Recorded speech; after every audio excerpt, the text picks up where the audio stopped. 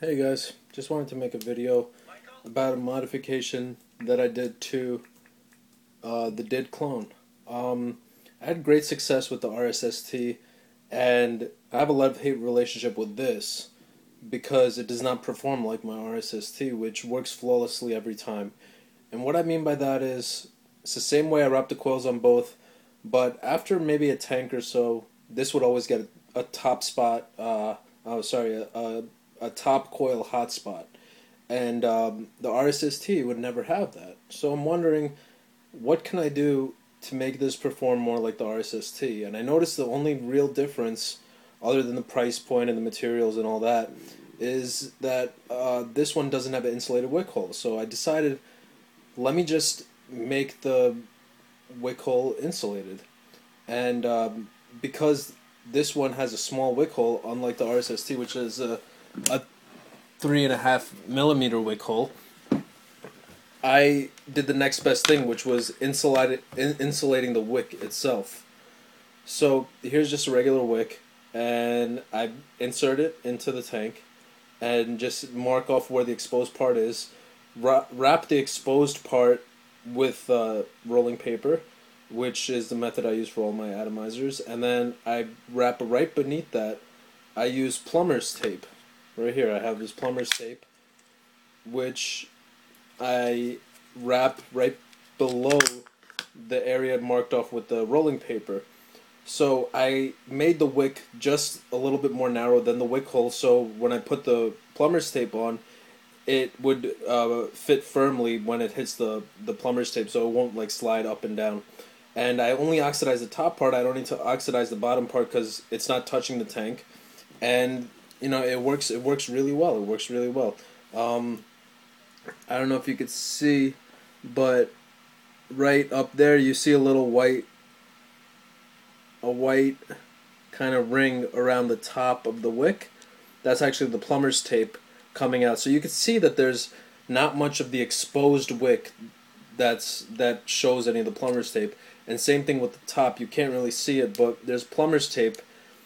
I mean, I could see it. This camera won't pick it up, but there's a ring of white around, so I'm certain that the wick is not touching any of the deck, any of the metal inside it. So this tank is, you can see it's pretty empty, but I got a hollow wick in here, so if I just tilt it for a little bit, just show you how this is wicking. So I got this running at 1.2 ohms. Running stacked batteries because I feel it works infinitely better for me in my experience than a single 18650 or a single 18350. And I'm running it on my Vamo at about 4.2 volts. And the ohm, like I said, it's 6 wraps of 28 gauge candle coming out to 1.2 ohms. And let me just take a vape on it and show you how it works.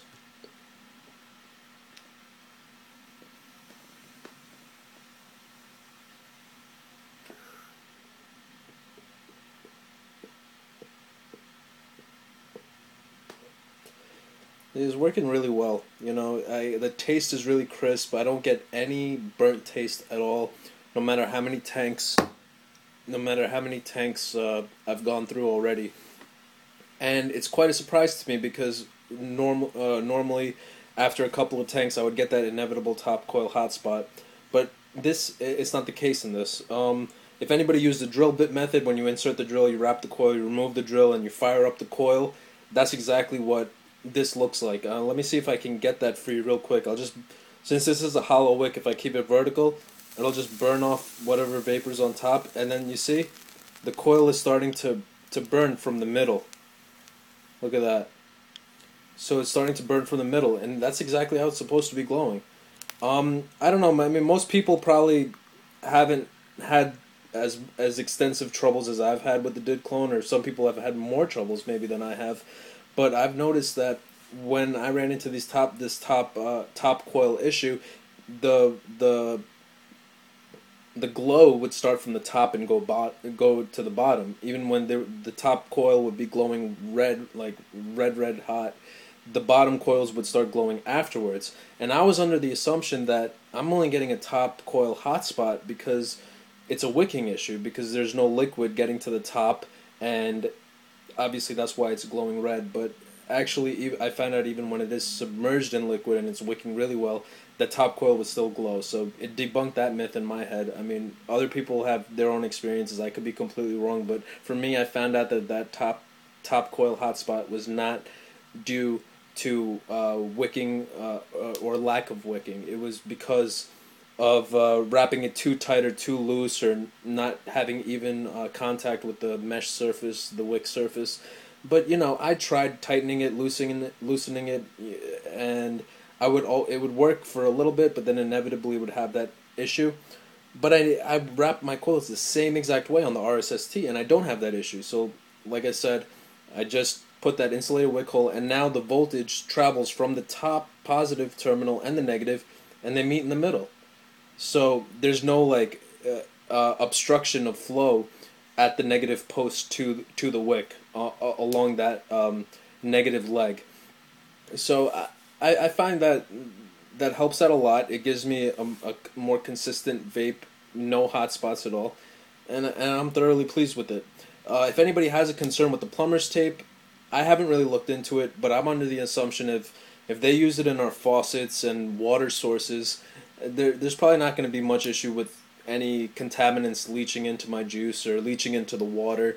So if it's safe enough to put in water faucets and other applications like that, I really don't find it a problem to put it on my wick, especially considering that there's very minimal interaction between the juice and the plumber's tape, and I made sure that the coil that I wrapped is high enough that it's not going to burn the plumber's tape that's exposed like ever so slightly on the top of the deck. Just it's barely visible, just so I know that it's not touching, that the mesh is completely surrounded and it's not going to touch any part of the deck.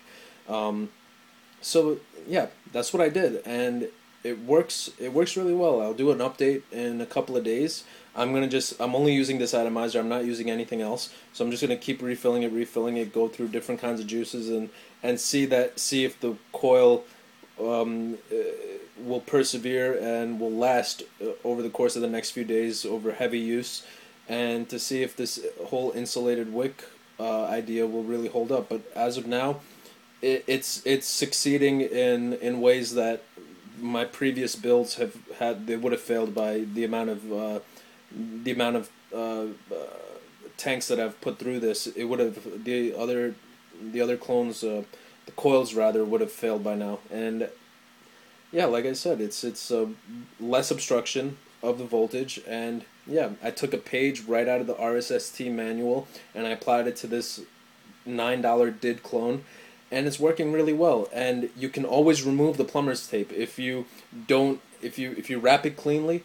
You can just find out like where, just like a piece of tape, like where the end is, and then you can just take it, and then once you got that, you just pull, it'll come off, and you got your mesh just as it was without the plumber's tape, completely unaffected. So there you go. That's what I did. I'll take another vape, and thanks for watching. I hope I could help somebody out with who has similar issues like I've had, whether you're using a mechanical mod or a VAMO.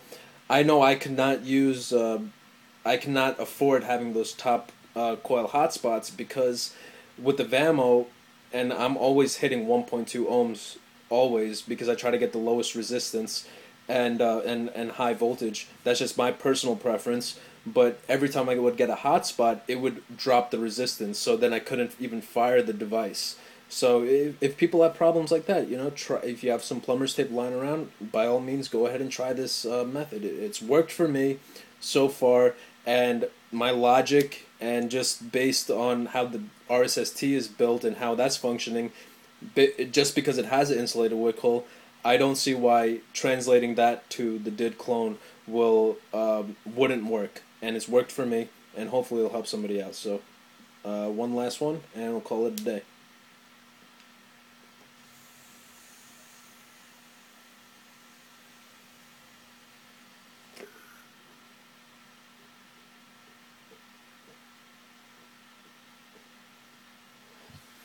Thanks for watching, guys.